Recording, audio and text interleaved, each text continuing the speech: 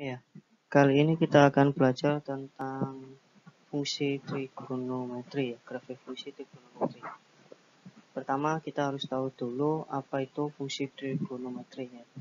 Di sini kita bahas 3 fungsi, yaitu fungsi sin, fungsi cos, dan fungsi tangen. Fungsi dulu. Fungsi itu apa? Ya, biasanya kan disimpulkan dengan fx. Kalau fungsi trigonometri berarti fx sama dengan sin x, fx sama dengan cos x, dan seterusnya. Itulah yang dinamakan fungsi trigonometri. Ya. Jadi ada contoh A, B, C, D, E, F itu adalah merupakan fungsi trigonometri. Kemudian kita bisa menentukan nilai trigonometri ya jika diketahui daerah asalnya. Di sini ada contoh fungsi trigonometri ditentukan oleh fx sama dengan cos x. Hitunglah fungsi f untuk nilai x sebagai berikut. Jika x-nya sama dengan 60, berapa hasilnya gitu ya. Kita selesaikan di sini. Jika f x-nya itu adalah 60, maka cos 60 itu sama dengan setengah. Jika f sama dengan fx-nya sama dengan 150, maka cos 150 sama dengan min setengah akar 3. Sekarang kalau x-nya 225, maka f 225 sama dengan cos 225, yaitu min setengah akar 2. Sekarang kita ke membuat grafik. Sebelum kita membuat grafik, kita harus ingat dulu ya nilai sin.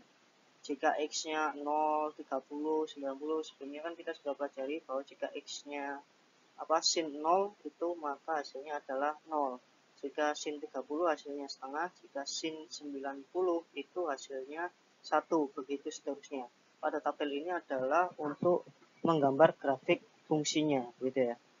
Dari tabel inilah fungsi grafik y sama dengan sin x kita bisa buat grafiknya, yaitu grafik y sama dengan sin x berdasarkan tabel.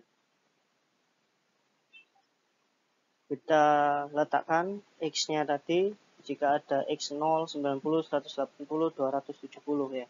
Karena grafik sin, maka seandainya sin 90, maka hasilnya adalah 1 atau y-nya adalah 1. Jika sin 0, maka hasilnya adalah 0 gitu ya. Saat sin 180 juga 0, saat sin 270 itu hasilnya min 1. Sehingga inilah yang dinamakan grafik fungsi y sama dengan sin x. Harus diingat ini adalah grafik y sama dengan sin x. Ya, ini adalah tabel yang tadi, sehingga kita tahu titik-titik yang bisa kita buat. Gitu. Kemudian kalau grafik kok y sama dengan cos x bagaimana? Sama kita buat tabel dulu, di mana x-nya 0, 60, 90, saat cos 0 maka y-nya hasilnya adalah 1, saat cos 60 maka hasilnya adalah setengah atau y-nya setengah, saat cos 90 hasilnya adalah 0 atau y-nya adalah 0. Dari ini kita gambarkan grafiknya. Ya, kita tulis x-nya saat x-nya 0 atau cos 0 maka hasilnya adalah 1, saat cos 90 itu hasilnya adalah 0 ya, begitu seterusnya. Sehingga inilah yang dinamakan grafik cos x ya. Ini adalah y sama dengan cos x.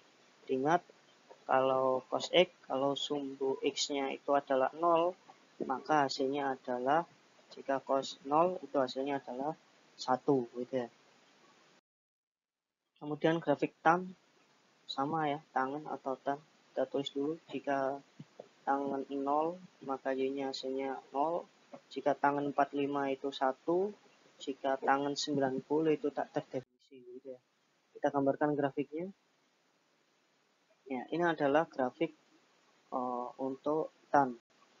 Kita tahu saat 45 itu adalah 1, saat tan 0 itu adalah 0, saat tan 90 itu tak terdefinisi menuju tak terhingga gitu ya. Nah, ini adalah grafiknya. Pokoknya mendekati 90 dan 270 itu tak terdefinisi gitu. Ya, itu saja. Terus ini pergeseran grafik ya. Bisa digeser saat alfa plus 90, sin alfa plus 90 itu jadinya bergeser. Kita perhatikan di sini. Ini adalah contoh saat grafik Y sama dengan sin X. Kita tahu ini adalah grafik Y sama dengan sin X. Dia akan mengalami pergeseran ya. Nah, ini adalah grafik Y sama dengan X. Nah, ini adalah pergeserannya. Ya. Sehingga dapat disimbolkan Y sama dengan sin X plus 90. Gitu ya. Kita harus tahu nilai sin X. Itu saja. Semoga bermanfaat. Thank you.